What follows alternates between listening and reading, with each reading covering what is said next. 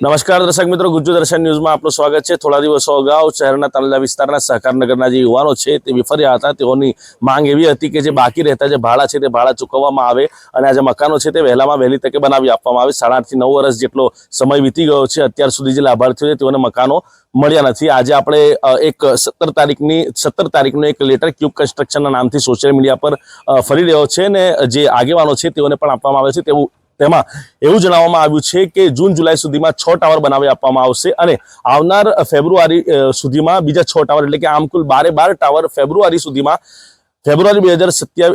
ફેબ્રુઆરી સુધીમાં બનાવી આપવામાં આવશે તેવું ક્યુબ કન્સ્ટ્રક્શન દ્વારા જે લેટર બહાર પાડવામાં આવ્યો છે તેમાં જણાવવામાં આવ્યું છે।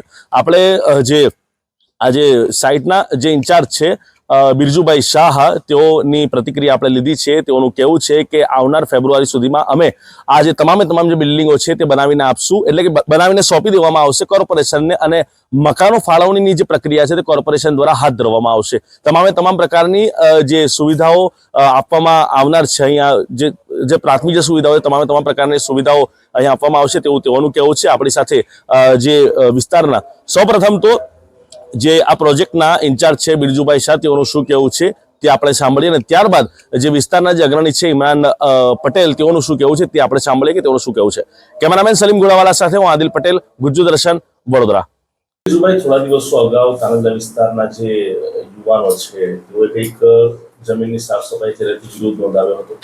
ત્યારબાદ 17 તારીખે એક લેટર બહાર પાડવામાં આવ્યો। તેમાં એમ કહેવામાં આવ્યું છે કે 6 મહિનામાં જૂન જુલાઈ સુધીમાં 6 ટાવર બનાવવામાં આવશે અને આવનાર ફેબ્રુઆરી સુધીમાં બીજા 6 ટાવર બનાવીને આપવામાં આવશે એવો લેટર સોશિયલ મીડિયા પર ફરતો થયો છે। શું છે સમગ્ર?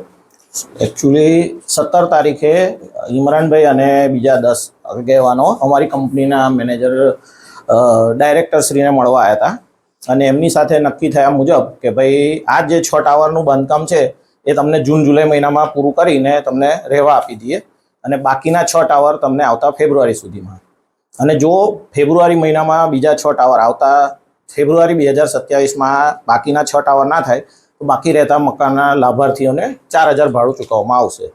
તો એવું નથી લાગતું કે બહુ મોડે થઈ ગયો, વિરોધ થયા પછી ક્યુબ કન્સ્ટ્રક્શન જાગ્યો માની શકાય? ના, કારણ કે ઓલરેડી એવું છે કે રજા ચિઠ્ઠી અને જે જમીન ક્લિયરન્સ ને બધો ટાઈમ હતો એ સમયગાળો હજી હમણાં જ મળ્યો છે। જમીનની સેલ ડીડ 5 ફેબ્રુઆરીના રોજ થયું છે।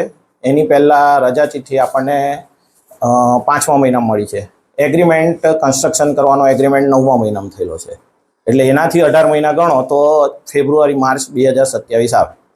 એટલે કયા ટાવર જૂન જુલાઈમાં બનશે અને કયા ટાવર ફેબ્રુઆરીમાં? GHIJKL 6 ટાવર એ જૂન જુલાઈમાં પતશે અને ABCDEF એ 6 ટાવર ફેબ્રુઆરી 2027માં। આ જે બાજુમાં જે બિલ્ડિંગ છે હજુ હાલ અંડર કન્સ્ટ્રક્શનમાં છે, છેલ્લા ઘણા મહિનાથી કામ એઝ ઇટ ઇઝ આઉટ છે, સળિયા લાગેલા છે, એનું કામ ક્યારે શરૂ થશે? એનું કામ ઓલરેડી ચાલુ છે, તમે વિડીયો ઉતારીને જોઈ શકશો કેટલું કામ થયેલું છે।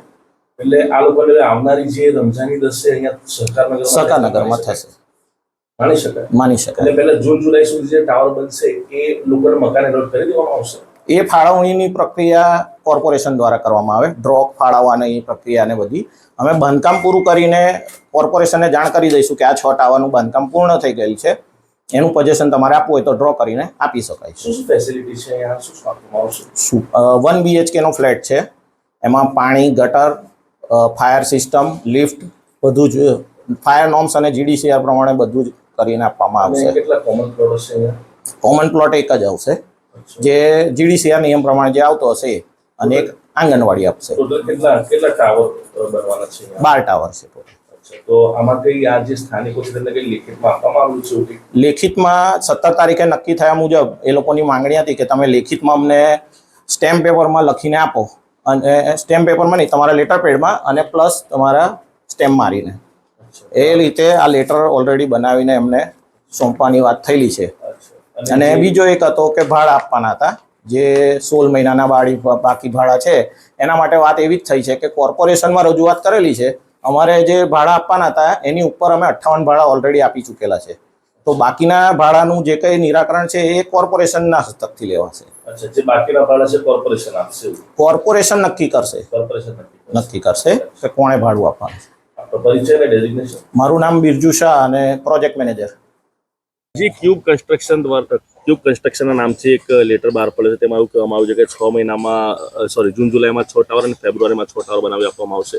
એ લેટર વિશે શું કહેશો? અમુક દિવસો પહેલા જવાન છોકરાઓ સહકારનગરના એકત્ર થયા હતા કે અહીંયા કામકાજ ચાલી રહ્યું હતું આગળના પ્લોટ. એ સવાલ કરવા માટે ઊભા થયા હતા કે ભાઈ અમારા મકાન રેડી નથી થયા તો બાકીના થર્ડ પાર્ટીને તમે જમીન કેવી રીતે વેચી શકો. એ સવાલ હતો કે બધા ભેગા થયા હતા અને ત્યાં એવું દર્શાવવામાં આવ્યું હતું કે ભાઈ જુલાઈ મહિનામાં 6 ટાવર અને ફેબ્રુઆરી 2027માં 6 ટાવર તમને તમારા મકાન તમને મળી જશે. તો તે વખતે સવાલ થયો હતો કે ભાઈ આપણે આ વસ્તુ આપણે લેખિતમાં મળે. એટલે એ સવાલ લઈને અમે ક્યુબ કન્સ્ટ્રક્શનના માલિક સંજય શાહ જે ડાયરેક્ટર છે એમની સાથે અમે મુલાકાત ગોઠવી. મુલાકાત દરમિયાન અમે અમારા 2 પ્રશ્ન મૂક્યા કે ભાઈ એક તો અમારા 16 મહિનાના ભાડા જે બાકી છે તે અને અમારા મકાન ક્યારે મળશે એની બાહેધરી અમે લેવા ગયા હતા. એટલે અમે એમને કીધું કે ભાઈ બાહેધરી તમે જે આપો છો મૌખિક એ તમે તમારા લેટર પેડની ઉપર તમે મને લેખિતમાં આપો. એટલે એ રેડી થઈ ગયા કે ભાઈ હું લેખિતમાં આપવા તૈયાર છું કે ભાઈ જુલાઈ મહિનામાં 6 ટાવર અને ફેબ્રુઆરી 2027માં બાકીના 6 ટાવર એ એમને લેખિતમાં આપ્યું છે. અને લેખિતમાં એ પણ જણાવેલું છે કે એમને જમીન ક્યારે મળી છે, કોર્પોરેશન તરફથી ક્યારે એમને બાંધકામની પરવાનગી આપી છે એ પણ અંદર ઉલ્લેખ કર્યો છે. અને અંદર બીજો એ પણ ઉલ્લેખ કર્યો છે કે ભાઈ હું બંધાયેલો ફેબ્રુઆરી 2027 સુધી બધા મકાન આપવા માટે.